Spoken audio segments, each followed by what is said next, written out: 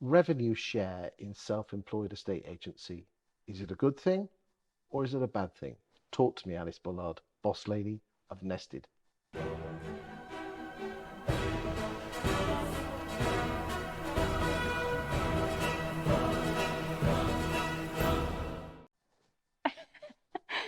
Um, it's a great headline, isn't it? Having, coming into a business and having revenue share.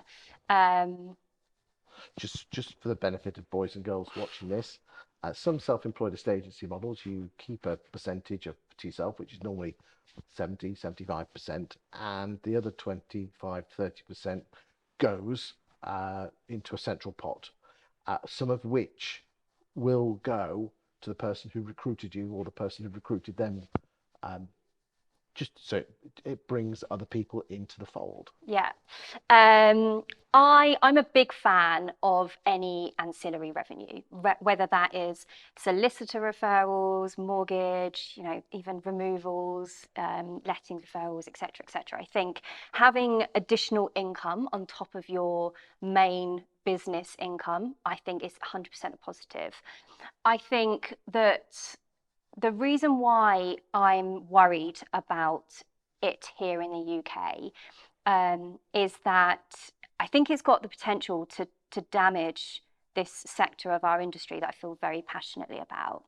And I think that's because there are a few models that push on it too much rather than focusing on agents, on their business, being in their community, building their own personal brand and building up their own estate agency business. They push it on too hard, which I think can sometimes lead to people being sucked into self-employment at the wrong time. And I'm very passionate about making sure that for agents that are coming into self-employment, they're not coming into self-employment for 6 months, 12 months. They're coming in to make this a full career. And sometimes that's not always the right time when you're talking to them. It might be that because of a circumstance, this isn't the right time for them. And I'm really honest about people when it comes to that. You have to be at the right point in your life, financially or whatever. And my worry, and what I've been hearing quite a few times recently, is that people being hounded by sort of recruiters in these models, and then they sign up and then they don't hear from them again. And that's not my experience, but that is certainly some experience that I've been hearing recently. And I think when it comes to revenue share, good or bad, for an agent that is focusing 90%, 95% on their business as an estate agency, I think revenue share is a great thing. I think that where it's potentially falling down, people being pushed into doing something that isn't quite right for them at the time, not kind of going in with a full picture because someone else's business is required, is looking for as many recruits as possible.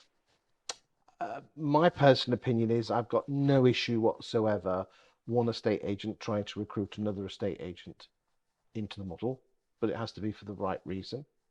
I've come across some absolute horror stories where the estate agent themselves just use it as a way as a become a cash cow. But if the person recruiting actually becomes your mentor, guides and supports you, nothing wrong with that, is there? No, there isn't anything wrong with that. It's just I've probably heard some of the same stories that you've heard. In fact, I was just having a conversation with a guy the other day who is going back into a state agency, a high street estate agency, because it hasn't worked for him because he came in and he didn't get the support that he needed.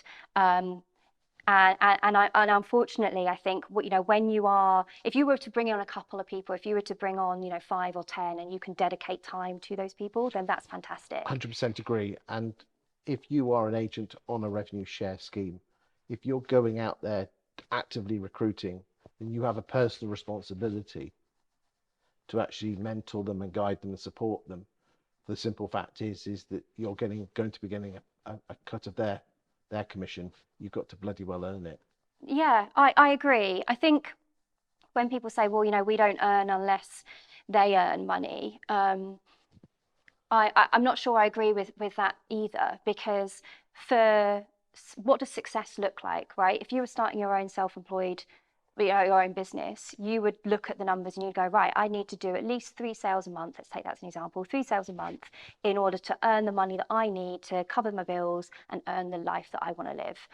But if you're going out there and only doing 1 or 2, the person that recruited you is still earning money off the back of you, but you're not being successful because they brought in 30, 40, or however many people it is. They're off, they're living a great life and they're earning lots of money. But you as Chris Watkin, as your personal business, is not succeeding because you're not getting the numbers that you need to. So the success for both of those models, if someone comes into this environment and they're just focused on recruitment, what they're looking at numbers wise is very different to the individuals and what they need in order to succeed. And the two, for me, just don't always marry up. That's how I feel about it. Thank you for your time today.